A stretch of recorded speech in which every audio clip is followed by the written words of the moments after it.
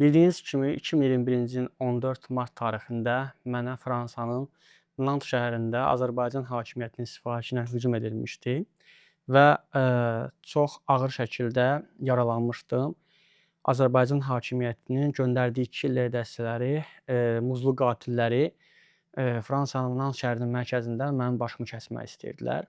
Bu hadisəni törətdikdən sonra həmən 3 nəfər şəxs Fransa ərazisini tərk edərək müxtəlif ölkələrdən keçib Türkiyəyə, oradan sonra isə Azərbaycana, oradan da yaşadıkları, doğulub böyük başa çatdıkları Naxçıvan şəhərinə getmişdilər və orada onların şəninə, şərəfinə, beləsinə böyük qonaqlıq verilmişdi. Hətta Rəşad Dağlını belə gətirmişdilər ki, həmən o mənim başımı kəsmək istəyən insanlara meyxana desinlər onların şərəfinə. Onlar özünü Vorzakon adlandırırdılar. Özlərini Rövşən Caniyevin klanına aid etdiklərini bildirirlər və sosial şəbəkələrdə yazıb baxa bilərsiniz ki, onların Rövşən Caniyevin klanına aid foto şəkilləri, əllərində silahları, bədənlərinin müxtəlif yerlərində ulduz işarələri filan var. Demək bunlar kimlərdir? Emin Qasımov öz dostu tanışı arasında ona Emin Naxçıvanski ləqəbini taxıblar və Fransada Andrey Topal adı ilə, yəni Andrey Topal pasportu ilə, saxta Moldova pasportu ilə saxlanılmışdı. Saxlanılan zaman saqqalı, başı sarı rəngdə rənglənmişdi və güllü kofta geyinmişdi. Saxlanılan zaman özünü Azərbaycanlı kimi deyil, Moldovadan güya Fransaya gəlmiş, gəzməyə gəlmiş bir şəxs kimi təqdim etmişdi və hazırda burada həbsdədir. Mehraz Zərbəliyev ki, həmən o ilk bıçağı mənə vuran şəxsdir. Onu Polşada Evropol saxladı və Fransaya ekstradisiya etdilər. Rövşən Qocayev ki, o da məni öldürməyə çalışan şəxslərdən biri idi. Hazırda Interpol vasitəsilə dünya miqyasında axtarılır və bir günlərim tutulub təbii ki, Fransaya gətiriləcək. Rza Məlikov demək mənim adresimi bu şəxslərə verən, mənim girişimi, çıxışımı bu şəxslərlə əlbir olaraq bir yerdə izləyən, daha sonra Xəzər xan Kişiyev var, Ramil Sultanov var, Çingiz İbrahimov var, Emin İbrahimov var, Xəyyam Haqverdiyev var. Xəyyam Haqverdiyev də 2022-ci ildə yenidən bu Emin Qasımovla bərabər Fransaya yenidən gəlib məni öldürmək istəyən növbəti dəfə artıq yolda Fransanın xüsusi xidmət orqanları tərəfindən saxlanılmışdı və onunla bağlı məhkəmə prosesi keçirildi. Keçən illərim 10 il müddətinə azadlıqdan məhrum edildi. Apellyasiya şikayəti verdi.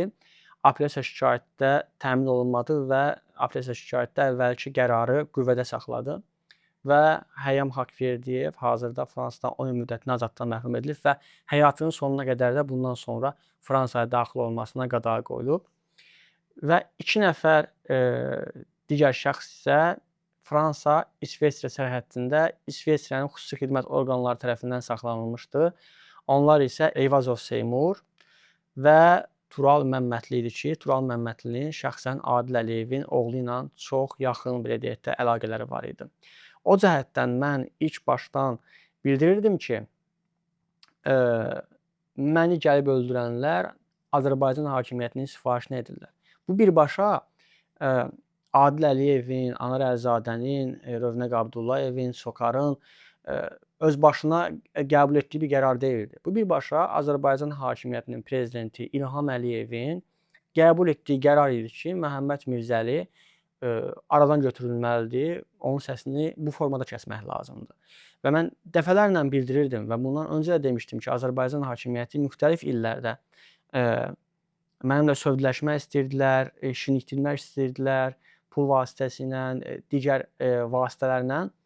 Amma mən bunların hər birindən uzaq çıxdığıma görə, indi Azərbaycan hakimiyyəti tək yolu məni öldürməkdə görürdü və onun üçün də Fransaya 12 nəfər məni öldürməkdən ötəri adamlar göndərmişdi. İndi bəziləri videonun altına yazacaq ki, bir nəfər sənin üçün bəs eləyər, öldürmək üçün filan bəs məkan.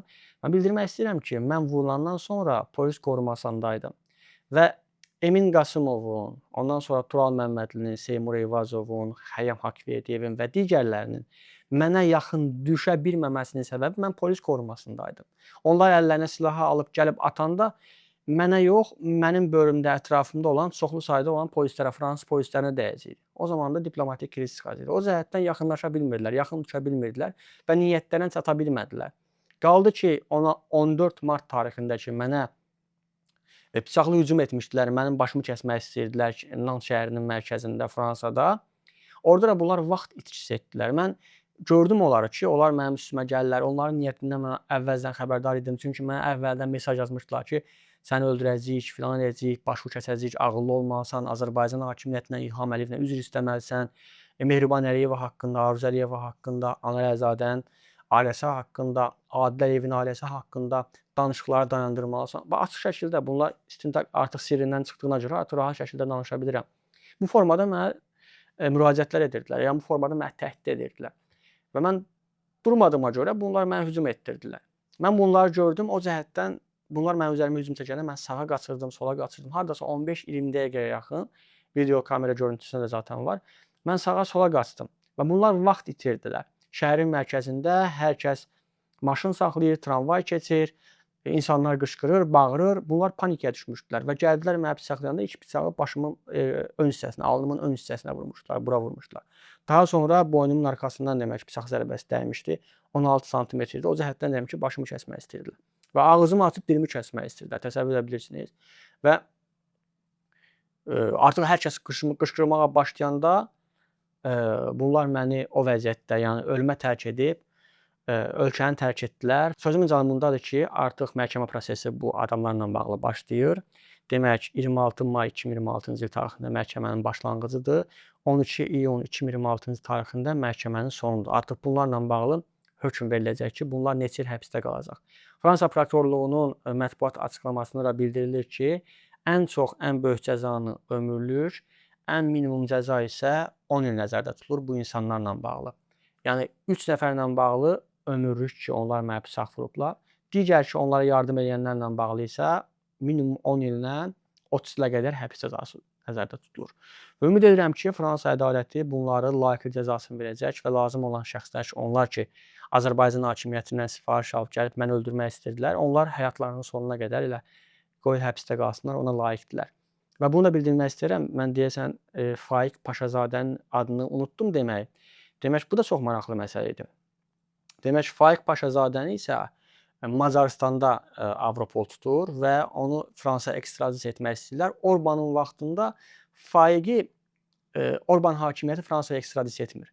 Orban hakimiyyəti dəyişəndən bir həftə, adəsə 10 gün sonra Faiq Paşazadəni Fransaya ekstradisiya etdilər. Və bunu da deyim, az öncə dedim, Tural Məmmədli, Seymur Eyvazov ki, İsveçrədə saxlanıldı və onlar Fransaya ekstradisiya edilməli olduğu bir vaxtda, Fransaya göndərilməli olduğu bir vaxtda Azərbaycana ki, necə göndərdilər ha. Yəni, bu da Azərbaycanla İsveçrə arasında olan belə deyək də, o dostluğun, qardaşlığın bariz nümunəsidir. Və məhkəmə burada bizim işimiz burada bitmir. Məhkəmədən sonra yeni bir növbəti bir cinayət işi açılacaq və vəkil mən artıq bundan danışmışıq. Demək, Tural Məmmədli, Seymur Eyvazov haqqında isə biz məni öldürməyə cəhddən yenidən bir cinayət işi açdıracağıq ki, o insanlar da cəzasız qalmasınlar və onlar da dünyanın harasında olurlar olsunlar, tutulub Fransaya gətirilib, layiq olduqları cəzanı alsınlar.